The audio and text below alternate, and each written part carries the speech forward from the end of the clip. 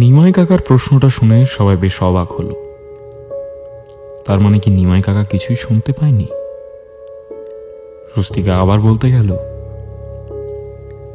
আগের দিন রাত্রে, কিন্তু অন্তিক তাকে থামিয়ে দিল। তারপর নিজে বলল, ও কিছু না নিমাই কাকা, ঠিক আছে তুমি এসো এখন, আর যদি কোথাও কোনো দরকার হয় তাহলে জানিয়ে দিও, ঠিক আছে? নিমাই কাকা মাথা নেড়ে হ্যাঁ বুঝিয়ে সেখান থেকে চলে গেল। সে বেরোতেই অন্তিক সঙ্গে সঙ্গে নিজের ফোনটা তুলে নিল। ফোনে সময় দেখে সোজা উঠে পড়ল। বাকিদের মনে তখন অনেক প্রশ্ন, কিন্তু কেউ কিছু জিজ্ঞেস করার আগেই অন্তিক ঘর থেকে বেরিয়ে গেল। বারান্দায় এসে দেখল নিমাই কাকা সিঁড়ি দিয়ে নিচে নামছে। অন্তিক দৌড়ে গিয়ে ডাক দিল, নিমাই কাকা, নিমাই কাকা। অন্তিকে ডাক শুনতেই নিমাই কাকা ঘুরে দাঁড়াল। অন্তিক তার দিকে এগিয়ে গেল। কাছে এসে সে বলল, রুমের আলোটা জ্বালাও তো, কিছু দেখতে পাচ্ছি না। এই কথা শুনে নিমাই কাকা বলল, অনেক রাত হয়েছে দাদাবাবু, আর লাইট জেলে কাজ নেই, তুমি গিয়ে শুয়ে পড়ো। অন্তিক বলল, আচ্ছা ঠিক আছে, তবে তুমি বললে তোমার মেয়ের শরীর খারাপ হয়েছিল, কিছু টাকা পয়সা লাগবে, তুমি তাহলে জানিও, সংকোচ করো না, আমি বাবাকে বলে একটা ব্যবস্থা করে দেব। নিমাই কাকা সে কথা শুনে মাথা নাড়িয়ে সেখান থেকে চলে গেল। অন্তিকও ফেরত আসতে শুরু করলো ঘরের দিকে।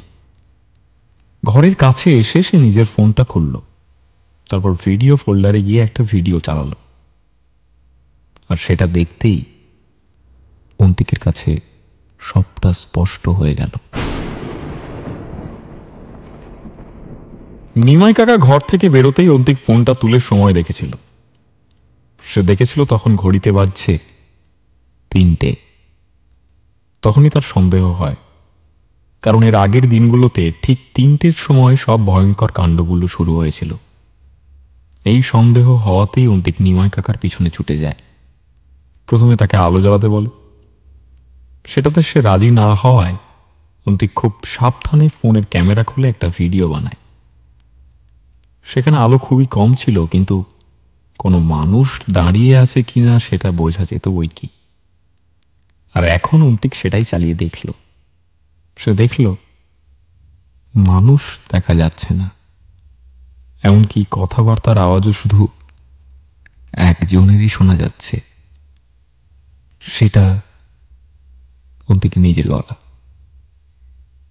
শুনে মনে হচ্ছে সে যেন নিজের সাথেই কথা বলছে, কিন্তু নিমাই কাকাকে আসতে দেখেছে সবাই।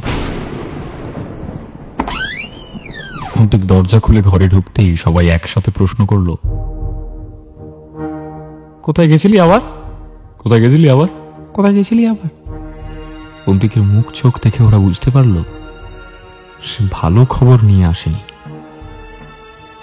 অন্তিক সোফার এক পাশে এসে বসল, তারপর বলল, আমরা যাকে দেখলাম সে নিমাই কাকা নয়। কথাটা শুনে সবাই অবাক হয়ে গেল। ইতি বলল, মানে? প্রশ্নটা শুনে অন্তিক ফোনের ভিডিওটা চালিয়ে সবার দিকে এগিয়ে দিল। তারপর বলল, আমি নিমাই কাকার সাথে যখন কথা বলছিলাম বাইরে, এই ভিডিওটা তখন রেকর্ড করেছি। এখানে নিমাই কাকাকে যে শুধু দেখা যাচ্ছে না তাই না, ভালো করে শোন, শুধু আমার গলাই পাবি। সেখানে নিমাই কাকা স্পষ্ট কথা বলছিল আমার সাথে। অন্তিকের কথা শেষ হতেই সবাই মন দিয়ে শুনল। স্বস্তিকা বলল, হ্যাঁ সত্যি, শুধু অন্তিকের গলার আওয়াজ পাওয়া যাচ্ছে তো। সেটা শুনে শুভ বলল, তার মানে? এটা বলতেই সবার ভেতরটা কেমন কেঁপে উঠল ভয়। এতদিন তারা আওয়াজ শুনেছে, ছায়া দেখেছে, কিন্তু আজকে সে সরাসরি তাদের সামনে এসে ওদের সাথে কথা বলে গেল। আর সে এসেছিল নিমাই কাকার রূপ নিয়ে, কিন্তু কেন? আর এটার মানে কি নিমাই কাকার কিছু ক্ষতি করেছে সে?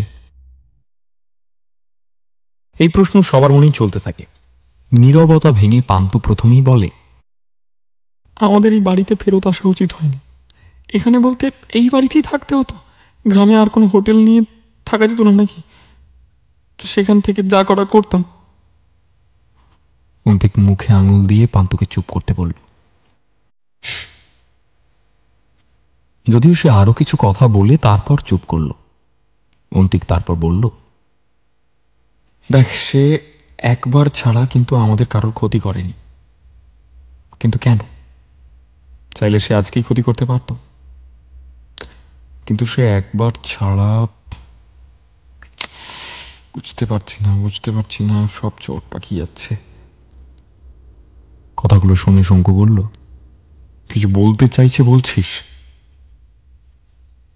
অন্তিক প্রশ্নটা শুনে মাথা নেড়ে বলল, জানি না রে, জানি না।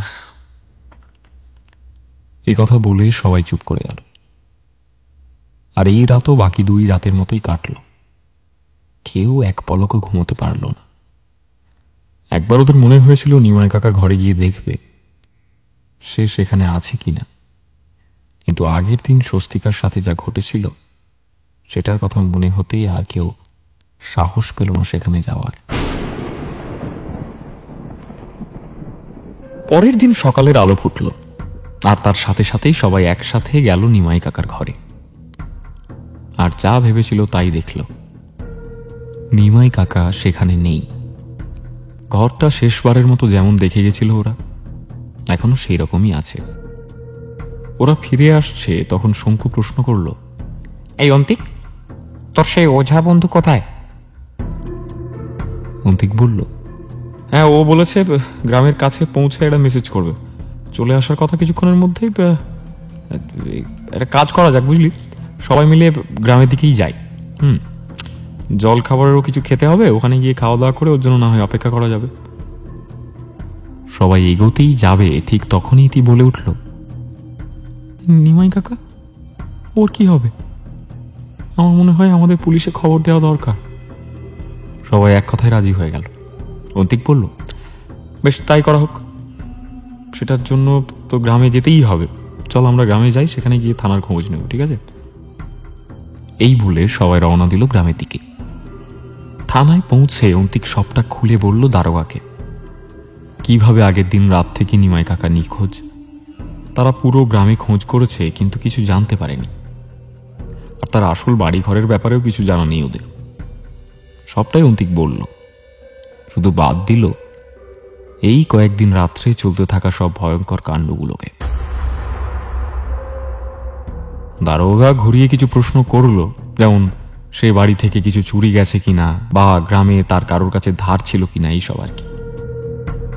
সব শেষে দারোগা জানালো যে সে খোঁজ লাগাবে, যদিও তার হাবভাব থেকে সেটা মনে হলো না। সে ব্যাপারটাকে অতটা গুরুত্ব সহকারে দেখছে না। কিন্তু এখানে অন্তিকদেরও কিছু করার নেই। তাদের যতটা করার সম্ভব তারা করেছে, বাকিটা পুলিশের হাতেই। এই ভেবে তারা থানা থেকে বেরিয়ে সোজা চলে গেল খাবারের দোকানে। খাবার ইচ্ছে ওদের কারোর ছিল না, কিন্তু জোর করে ওরা খেল। শঙ্কু খেতে খেতে বলল, যদি পুলিশে খোঁজে জানা যায় নিমাই কাকার পেঁচে নেই, তাহলে কি হবে? ভেবে দেখেছিস কেউ? কথাটা শুনে ইতি বলল, সবসময় খারাপ ভাবিস না তো, দেখাই যাক না পুলিশকে খুঁজে পাই কিনা, বা বলা উচিত তাদের খুঁজবে কিনা। যা হাফ হাফ দেখলাম, বাপরে। স্বস্তিকা শুনে বলল, ঠিক বলেছিস। সবটা শুনে শুভ বলল, দেখ, আমাদের কাছে জিনিসটা এতটা মারাত্মক কারণ পুরো সত্যিটা আমরা জানি। এই বাড়িতে কি চলছে সেটা আমরা জানি, কিন্তু পুলিশ সেটা জানে না। তা ওরা সাধারণতই ভাবছে হয়তো কিছু চুরি করে পালিয়েছে, তাই খোঁজ করে পাওয়া যাচ্ছে না। এই যুক্তিতে প্রায় সবাই একমত হলো, কিন্তু প্রশ্ন সবার মনে থেকেই গেল। স্বস্তিকা আবার বলল, তাহলে নিমাই কাকাকে কি খুঁজে পাওয়া যাবে না? এই প্রশ্নের উত্তর দিতে পারল না কেউ। সবাই চুপচাপ খেতে লাগলো। খাওয়া শেষ করে তারা সেখান থেকে বেরোতেই যাবে, হঠাৎ অন্তিক একটা ডাক শুনে সেখানে দাঁড়িয়ে গেল। কেউ একজন বলে উঠল, আরে ওটা অন্তিক নাকি?